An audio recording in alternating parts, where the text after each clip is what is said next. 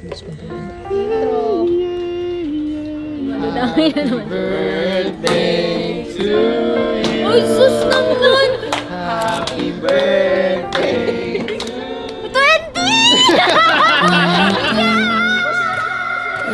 At yan si Carlene. Magsi-celebrate siya ng 30th birthday niya ngayong November 15, 2025. At sa totoo lang, sobrang late notice na mga mangyayari ngayon dahil wala talaga siyang kaplano-plano. Ano may birthday mo no? Anong plano mo? Happy birthday! Oo, ano plano mo ate?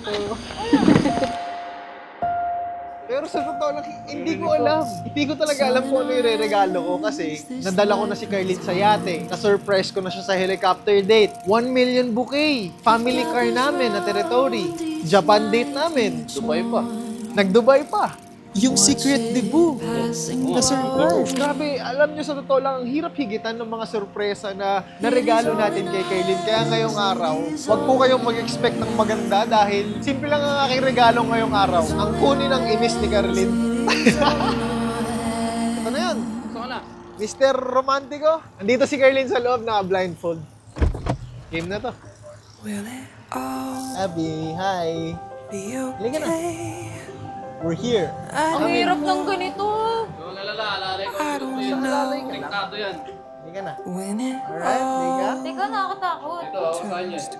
Abby, alam mo naman, tuwing magbe-birthday ka, wala ka talagang kaplano-plano. Kahit pilit kitang sinasabi na mag-celebrate ka naman ng birthday mo. Kasi nga, naka-postpone to. 29 pa lang ako. Ayaw niya kasi mag-30 daw. Ayokong parang hindi maramdaman ni Carlene na hindi siya special.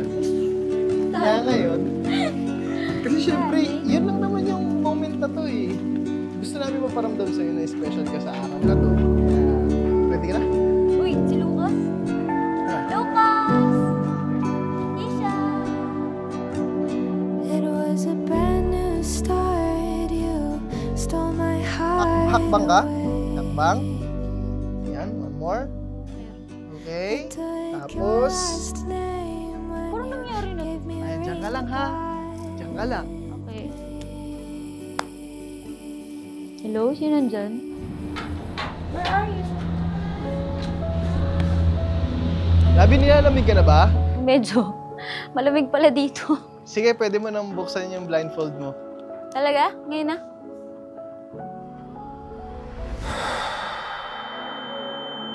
From your head to your toe, from your heart to your soul.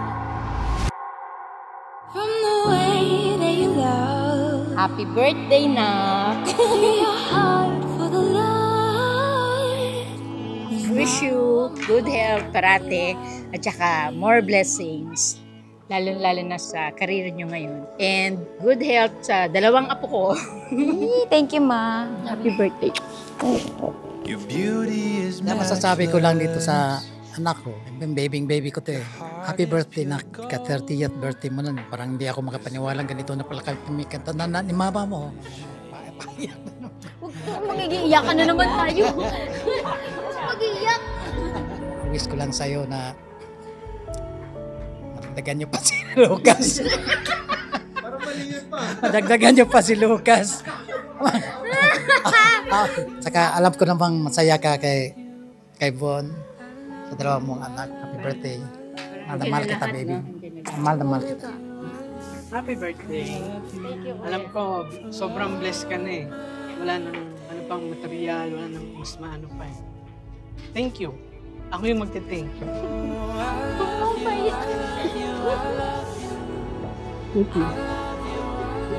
Nang una, mahal na mahal ka namin. One call away lang kami, literal. Pagka inaway ka ni Von, tawagin mo kami. Dito lang kami. Happy 30th birthday mo. 30? 30s. Ulit-ulit. Sa 30s kasi nagsisimula yung mga mga side-side sa kasukasuhan. Baka mo nakaporma ka sa birthday mo. Parang birthday niya, no? Good health at syempre mahalin mo lang ang family mo. At nandito kami para sa'yo. Ay, ate. Happy birthday.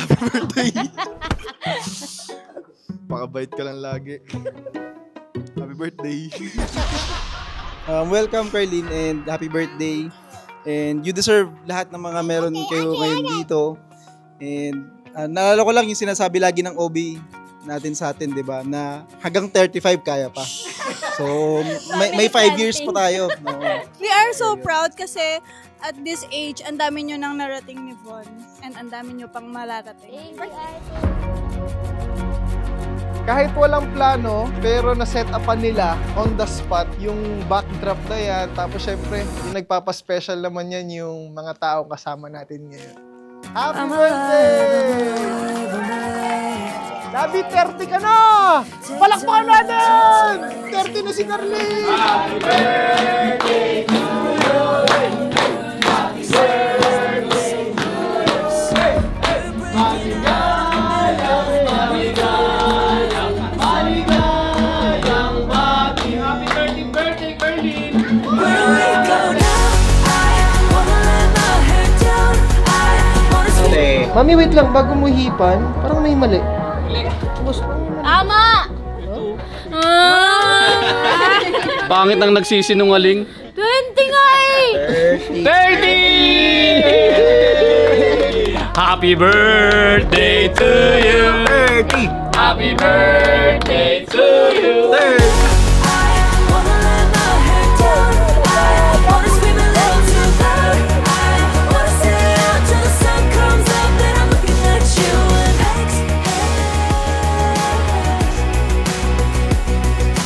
Complete her birthday, lalo na pang 20th birthday niya tonight. Wala talagang plano eh.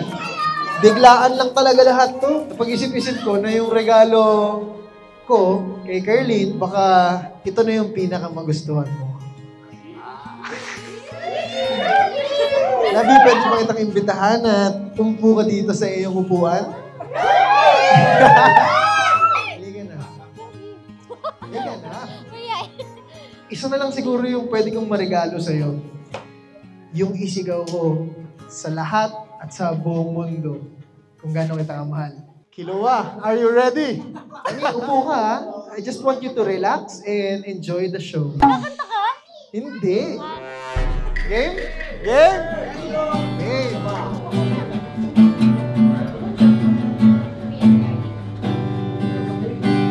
And I give up forever to touch you, 'cause I know that you feel me somehow. Ang lamig! You're the closest to heaven that I'll ever be, and I don't wanna go home right now. And I don't want the world to see me, 'cause I don't think that they'd understand. When everything's made to be broken, I just want you to know who I am. What? As expected. Sige, ito na yung pinakakilabot. Words, pasok! Ibibigay ko ang lahat.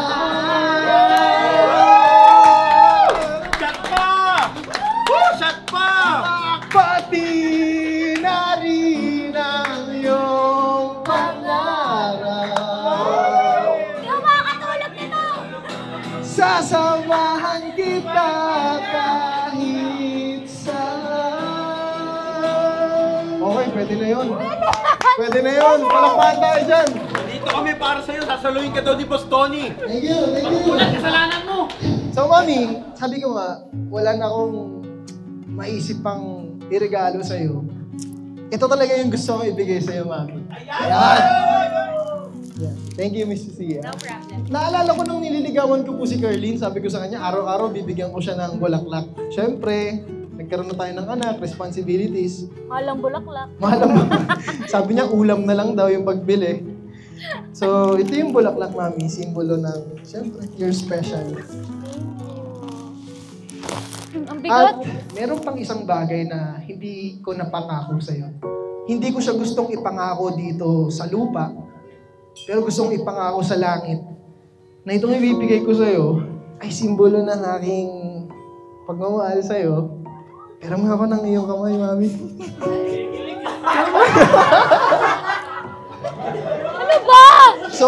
hirap kunin eh. Nagkakamot ata eh. Abby, Yes. yung regalo ko sa'yo ay isang promise ring.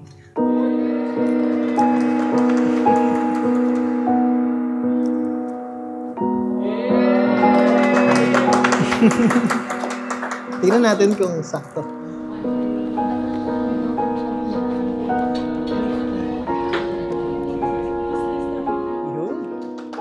Sakto! Sukat! Kaya promise ring muna kasi suggestion nyo na magbigay ako ng mag-prepare ako ng proposal for Carlene, wala pang go signal ni Lord para sa proposal ko. Pagdating ng tamang panahon at yung go signal ng nasa itaas, Mami, I can't wait. Dahil yung promise ring na yan, yun yung pangako ko sa sarili ko, sa'yo, sa itaas, na ikaw yung huling babaeng mamahalin ko, Mami. And I always pray na bigyan ako ni Lord ng genuine heart, genuine love, genuine understanding towards you and our family. For you to feel secured. Yung promise ring, it's a preparation. Only God, only everything.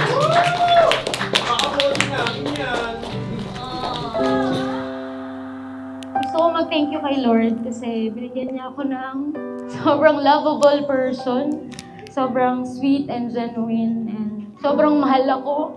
Siya talaga yung gusto niyang maging special talaga yung birthday ko, and lalo na tong 30th birthday, di niya pinalagpas ng hindi ko nararamdaman na special ako. Kaya thank you so much, Daddy. Inulit mo na naman ako, and napasaya mo ako ng sobra. I love you so much.